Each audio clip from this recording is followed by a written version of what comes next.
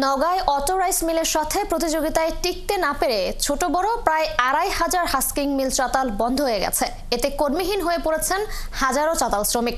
Husking মিলগুলো বন্ধ হওয়ার সুযোগে হাতে গোনা অটো রাইস মিল ও কর্পোরেট ব্যবসায়ীরা ধান চালের বাজার নিয়ন্ত্রণ করছে বলে অভিযোগ তুলেছেন বাজার বিশ্লেষকরা। তাই কিছু সুবিধা নিশ্চিত করে হাস্কিং মিলগুলো সারা বছর চালু রাখার দাবি উঠেছে। তন্ময় ভৌমিকের তথ্যচিত্রে প্রতিবেদন। একসময় কর্মব্যস্ত হাস্কিং মিলগুলোতে এখন কাজ নেই বললেই চলে।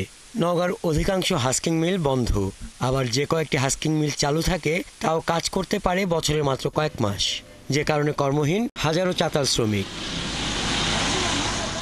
সরকারি সুযোগ সুবিধা না পাওয়া, অটো রাইস মিলের সাথে ঝকঝকে চাল উৎপাদন করতে না পারা সহ বিভিন্ন কারণে ক্রমশ ঋণের জালে জড়িয়েছেন হাস্কিং মিল মালিকরা। 15-20 বছর আগে এই হাস্কা মিলের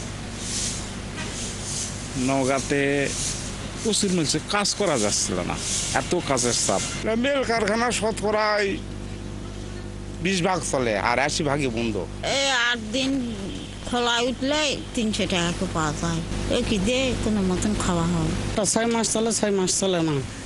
খুবই কঠিন অবস্থা আমার, মানে মানবতার জীবনযাপন করতেছি এই মিল নিয়ে। আমরা ওই যে ওখানে যাই চাল বেছে এখন ওখানে ধরা খাই, ওরা টাকাটা তো ঠিক মতো আমাদের দেয় না। টাকা দেয় কিন্তু ওই শেষে তো ওই টাকা দিয়ে তো আমার কাজ হয় না। আমাদের সামান্য পুঁজি, এই পুঁজি নিয়ে আমরা করতে পারি না ওদের সাথে। এই হওয়ার কারণে আমরা তখন ওই করিকি মিলটাই বন্ধ করে দিই। স্বল্প সুদে ঋণ দেওয়া সহ সরকারি অন্যান্য সুযোগ সুবিধা দিয়ে হাস্কিং মিলগুলো সারা বছর চালু রাখার দাবি জানান জেলা চালকল মালিক গ্রুপের সাধারণ সম্পাদক। মিলগুলোকে সরকারের বরাদ্দ এমনভাবে দিতে হবে যেন সরকারি বরাদ্দের কাজকর্ম 10 থেকে 11 মাস সরকারের কার্যক্রম করতে পারে। যদি সরকারের কার্যক্রম এই মিলগুলো করে মিলগুলো চালু রাখতে পারে এবং ব্যাংক ইন্টারেস্ট কমাতে পারে, তবেই না এই মিলগুলো আবার ফিরে আসবে। নওগাঁয় 56টি অটো রাইস মিল ও 4 থেকে 5 জন কর্পোরেট ব্যবসায়ী ধান চালের বাজার নিয়ন্ত্রণ করছে বলে জানান জেলার বাজার বিশ্লেষক। এই অটো বয়লারের পাশাপাশি এই ছোট ছোট রাইস মিলগুলোকে যদি আমরা রক্ষা করার একটা শিল্প উদ্যোগ নিতে পারতাম, তাহলে এই মালিকগুলোও টিকে থাকতো এবং বাজারে প্রতিযোগিতা থাকতো, মূল্যটা নিয়ন্ত্রণ করা যেত। 80-র দশকে ধানের জেলা নওগাঁর 11 উপজেলায় প্রায় 3000 হাস্কিং মিল গড়ে উঠেছিল। হাসান আহমেদ, 71। এ বিষয়ে জানাতে আমাদের সাথে নওগাঁ থেকে যুক্ত হচ্ছেন সহকর্মী তন্ময় ভৌমিক। তন্ময়, 2500 হাস্কিং মিল চাতাল তো বন্ধ রয়েছে, এতে কি ধরনের ক্ষতি হচ্ছে এ নিয়ে সংশ্লিষ্টরা কতটা জানেন? সাথে জানাবেন যে শ্রমিকদের দাবি নিয়ে প্রশাসন কি বলছেন। এই হাস্কিং মিলগুলো সেটা কিন্তু বন্ধ হয়ে গেছে এবং সরকারের বর্তমানে যে নিবন্ধন সূত্রে আমরা জানতে পেরেছি সেখানে মোটে 350-র মতো কিন্তু এই চালকল মিল যারা আছে হাস্কিং, সেগুলো শুধু নিবন্ধিত আছে, বাদ বাকিগুলো কিন্তু তারা নিবন্ধন করতে পারেননি। অর্থাৎ তারা জানিয়েছেন তাদের যে প্রতিযোগিতায় বাজারে, বিশেষ করে অটো রাইস মিল আসার পর থেকে তাদের যে বাজার প্রতিযোগিতায় এবং চাল উৎপাদনে এবং যারা সহজ স্বল্পে অটো রাইস মিলগুলো তারা সহজ স্বল্পের ঋণ পাওয়ার কারণেই তারা অতিরিক্ত মজুত করেন এবং চাল উৎপাদন করেন। ফলে এই যে ছোট ছোট হাস্কিং মিলগুলো সেগুলো বন্ধ হয়ে গেছে।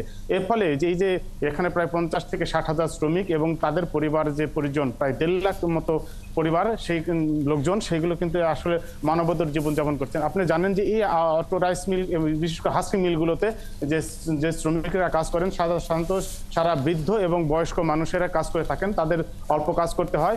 এই অসহায় মানুষগুলোর জীবনযাপন কিন্তু খুব কষ্টদায়ক হয়ে গেছে। আমি আছি রানীনগর উপজেলার ভাই ভাই চালকল মিলে, এখানে আছেন তার প্রোপাইটার মিজানুর রহমান। আমি আসলে তার সাথে 1 মিনিট কথা বলতে চাই যে এই যে হাস্কিং মিলগুলো কেন বন্ধ হয়ে গেছে, তাদের কি কি অসুবিধা হয় এবং সরকারি যে বরাদ্দগুলো দেয় সেটা কি আসলে তারা দিতে পারেন না কেন, আমরা একটু কথা বলতে চাই। আসুন আমরা কথা বলি। হ্যাঁ জি, আসসালামু আলাইকুম। বলি, এই যে হাস্কিং মিলগুলো আপনার কেন বন্ধ হয়ে যাচ্ছে এবং সরকারি বরাদ্দ আপনারা দিতে পারেন না কেন? আমাদের হাস্কিং মিল বন্ধ হওয়ার একমাত্র কারণ হলো যে অটো রাইস মিল। এইগুলো অটো রাইস মিল আসার কারণে আমরা বাজারে প্রতিযোগিতামূলক ধান কিনতে পারি না। ওরা একবারে মোটামুটি সহজ স্বল্প ঋণে লোন নিয়ে ওরা একবারে মজুত করে, আমরা বাজারে ধান পাই না, ধানের সংকট হয়ে যায়। এখন ধানের ধরেন যে স্বর্ণার ধান বিশেষ করে এখন 1450 টাকা বাংলার মন, হ্যাঁ, সরকার আমাদের কাছ থেকে 47 টাকা কেজি চাল কিনবে, আর বাজারে যেটা হলো ধরেন 56 টাকার উপরে। আমরা কিভাবে সরকারকে চাল দিব? আর আমরা যার কারণে আমাদের ব্রয়লারগুলো বন্ধ হওয়ার দিকে চলে গেছে, আমরা বাজারে টিকে থাকতে পারতেছি না ওদের কারণে।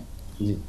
তিশা, আপনি শুনছিলেন যে নওগাঁয় যে চাল যে উৎপাদন হচ্ছে, অর্থাৎ বাজারে যে চাল সরকার দাম নির্ধারণ করেছে 46 টাকা দরে সিদ্ধ চাল এবং 47 টাকা সিদ্ধ চাল হচ্ছে 46 টাকা দরে, সেই চাল কিন্তু উৎপাদন খরচ তাদের 52 থেকে 53 টাকা পড়তেছে। এবং সরকার যে নির্ধারণ করেছে চাল 1320 টাকা দরে, সেই চালগুলো কিন্তু সরকারের না পাওয়ার সম্ভাবনা রয়েছে। এবং যে চালের উৎপাদন, এই যে ছোট ছোট রাইস মিলগুলো যদি সরকারি গুদামে না দিতে পারে, যে সরকারের যে মজুদের ব্যবস্থা, সেটাও কিন্তু একটা ঘাটতি হতে পারবে। অর্থাৎ এই ক্ষুদ্র মিলগুলো অর্থাৎ হাস্কিং মিলের মালিকরা বলছেন যে সরকার যদি তাদেরকে যদি বরাদ্দ দেয়, তারা সেটা বাজারে কিনতে পারবে না। কারণ হচ্ছে যে যারা অটো রাইস মিলে, তারা হাজার হাজার লক্ষ লক্ষ কোটি টাকা সরকার থেকে স্বল্প সুদে ঋণ নিয়ে তারা মজুত করেন, ফলে তারা বাজারে টিকতে পারতেছেন না। এবং সরকার যদি বরাদ্দ দেয়, সেটা তারা সরকারের খাতে তারা সরবরাহ করতে পারবেন না। জি তন্ময়, আপনাকে ধন্যবাদ।